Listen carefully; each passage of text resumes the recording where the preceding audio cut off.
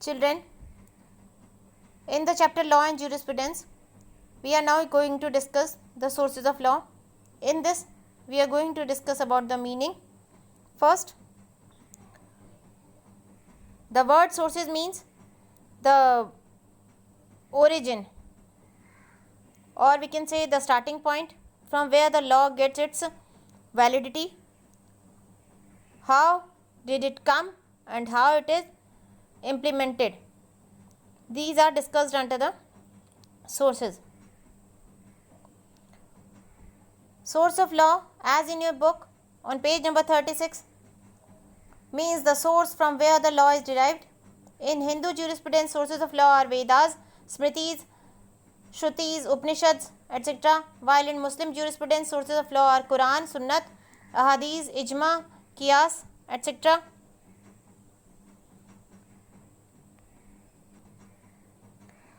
According to Hindu scriptures, duty is the foundation of all law.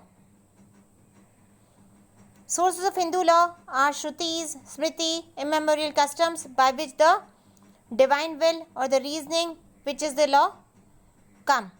Shruti contains very little of law as law. It comprises 4 Vedas, 6 Vedangas and Upanishads which deal with religious rights, true knowledge and liberation. The code of Manu and Yajnavalkya deal with religious rights, positive law, penance, true knowledge and liberation. The definition given by the Fuller, a thinker, or we can say jurist, has told that the sources of law includes the material from which the judge obtains rules for deciding cases. It includes statutes, judicial precedents, customs, opinion of legal experts, jurists, etc. John Austin, the propounder of analytical school of jurisprudence, refers to 3 different meanings of the term sources of law. Firstly, the term refers to the authority from where the law emanates, namely the sovereign. Secondly, it may refer to historical material from which the existence of rules of law may be known. Example, the Code of Manu, commentaries of Yajnavalkya, Code of Justinian. And thirdly, the term sometimes refers to the causes which give the rules of society the force of law. Example, legislation, custom, equity, etc. Samand, a jurist, has classified the law into 2 major groups, that is the material sources and the formal sources. Formal sources are the formalities through which law passed to assume a shape. They are equally important sources of law.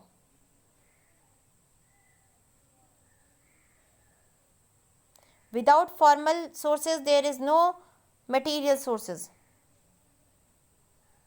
As given in your big book on page number 36, formal sources of law is that from which a rule of law derives its force and validity. In other words, it is the will of the state as manifested in statutes or decision of courts. Material sources of law is that from which is derived the matter, not the validity of law, namely custom. The rule applied by a judge in deciding a case may be drawn from a custom, but what gives it legal force is not the custom, but the solemn determination of a court. Second source is the material source.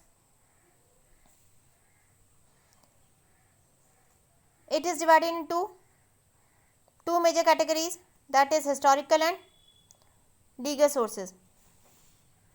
Historical sources, in short we can say, this we have got from the past experiences. This is not binding. We can follow it in certain situations. But the legal sources has come to us by competent authority.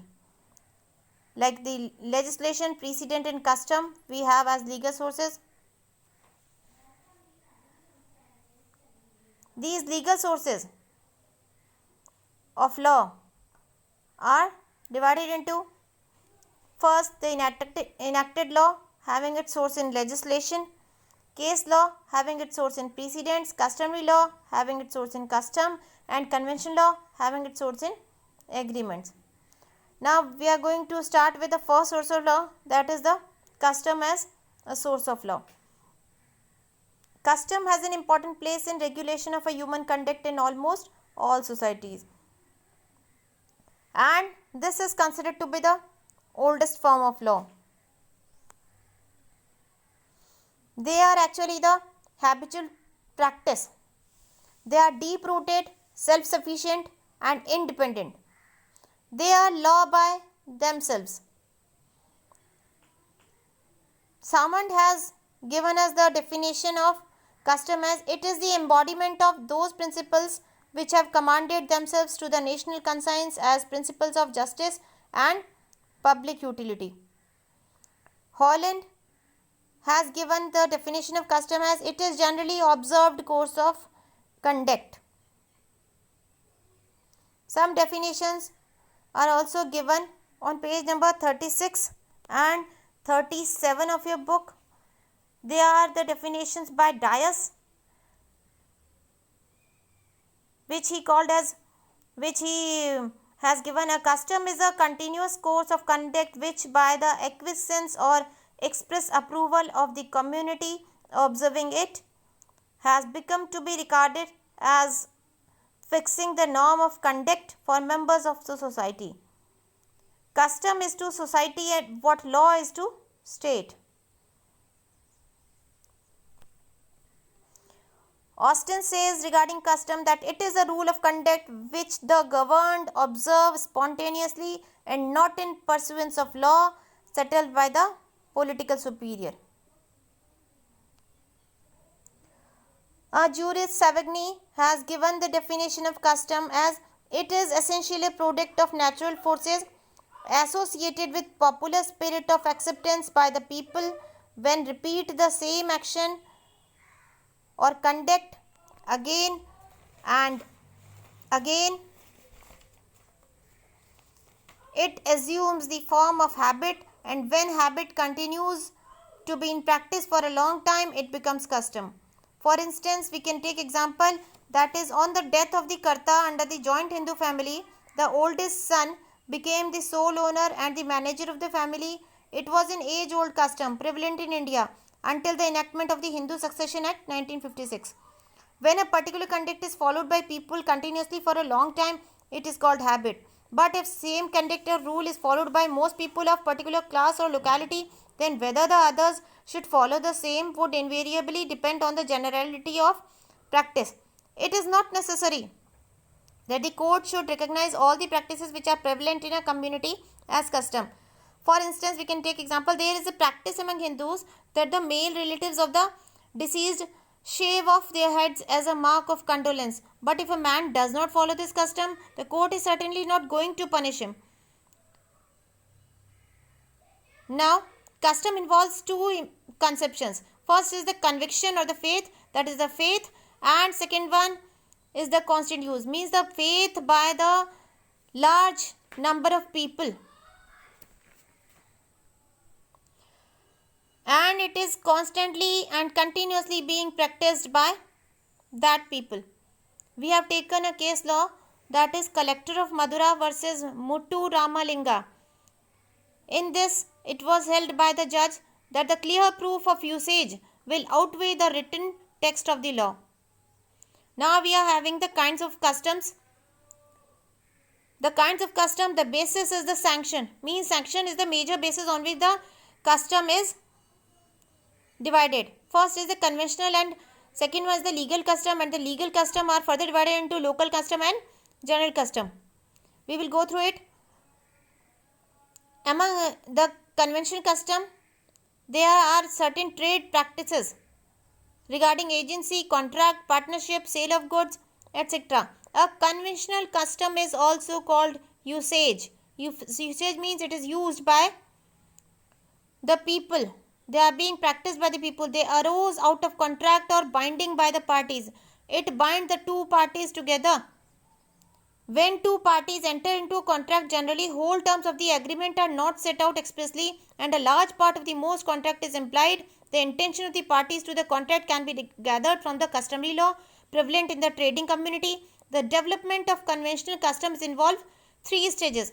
Firstly, it must be so well established as to have attained the notoriety of usage, that it has become a usage. Secondly, a conventional custom gets recognition through a judicial decision. And thirdly, it is accepted as a statutory law after its codification. Now, this legal custom. Legal customs are, as we can see by the name itself, that is legal. It is recognized by law. Those which are law by itself, and it is binding rule of law independent of any agreement between the parties. Means the law pressurizes the persons to obey it or to follow it. Now the legal customs are of two types, that is local custom and the general custom. The local custom is the custom which is prevalent in a locality. A local custom to be valid should be certain, reasonable, continuous, permanent, and should not be contrary to any existing law. We have here on page number 37, legal custom are those which are operative per se as binding rules of law, independent of any agreement between the parties, and local custom is that which prevails in a specific locality. Now the general custom is practiced throughout the state or observed throughout the state, and that is custom of eldest male member of the family inheriting the entire property of the deceased, that is the Karta of the joint Hindu family, was a well established custom in India before the enactment of the Hindu Succession Act. Now we will move on to the essentials of a valid custom. The essentials of a valid custom are, first is the reasonableness. A general observance of a custom leads to the presumption that it has a rational basis and that it is useful and convenient custom, and it is useful and convenient. The party disputing the validity of the custom must satisfy the court of its unreasonableness. We are having the case law as Ramdhan Lal versus Radheshyam. Custom of recognizing the channel of the river or stream as the boundary between two or more villages irrespective of its change in path cannot be said to be unreasonable, and hence it was a valid custom. And as given in your book on page number 37, a custom must be reasonable. The authority of a prevailing custom is never absolute, but it is authoritative when it conforms to the norms of justice and public utility. It is reasonable from the point of view of justice and should be used by the public, large public. And next one is consistency. A custom to be valid must be in conformity with the statute law. It must be in conformity with the statutory law and should not be contrary to it, should not be against to it. It should not be contrary to an act of parliament. Every custom should be followed in the same way as it is. Next is compulsory observance. A custom to be legally recognized as a valid custom must be observed as of right. It means the custom must have been followed by all without recourse to force and without the necessity of permission of those who are adversely affected by it. That is, there is no pressure, but they are being obeyed and followed frequently by the people. The custom has transformed into fulfilling the rights and the obligations of members towards one another. If the observance of a custom is suspended for a long time, it would be assumed that such a custom was never in existence. Now the fourth point is continuity and immemorial antiquity. A custom to be valid, on page number 38 of your book, a custom to be valid should have been continuously in existence from the time immemorial. Continuity means without break it has been followed. Means if a custom is being followed from 40 years or about 10 years, it is regularly being followed without break. And immemorial antiquity means the origin is not traceable. A custom to be valid should have been continuously in existence, and the time from which it is existing we are not able to trace. A custom, in order to be legally binding, must have been used so long that the memory of the man does not run to the contrary. If anyone can show to the beginning of it, it is no good custom. Next is the certainty. People should why this custom? For a custom to be valid, it must be shown that it is being observed continuously and uninterruptedly with certainty. With the development of the judicial process, custom was the sole source of law in early times because the law in these days were mostly unwritten. With the emergence of the legislation as a potential source of lawmaking, the creative efficacy of a custom has declined, the doctrine of precedent has gained primacy, the relevancy and the importance of the custom as a source of law has become highly debatable issue in modern legal system, and its validity is challenged on the ground that of it being outdated or wholly irrational. Custom is recognized as a major source of law under the Indian legal system. Article 13 of the Constitution of India provides that when the Constitution entered into force, all previous laws that were inconsistent with the Constitution were considered void, and the word law includes custom or usage having in the territory of India the force of law. The courts are of the view that custom as a law shall be recognized only if the custom is ancient or immemorial in origin, reasonable in nature and continuous in use, and certain.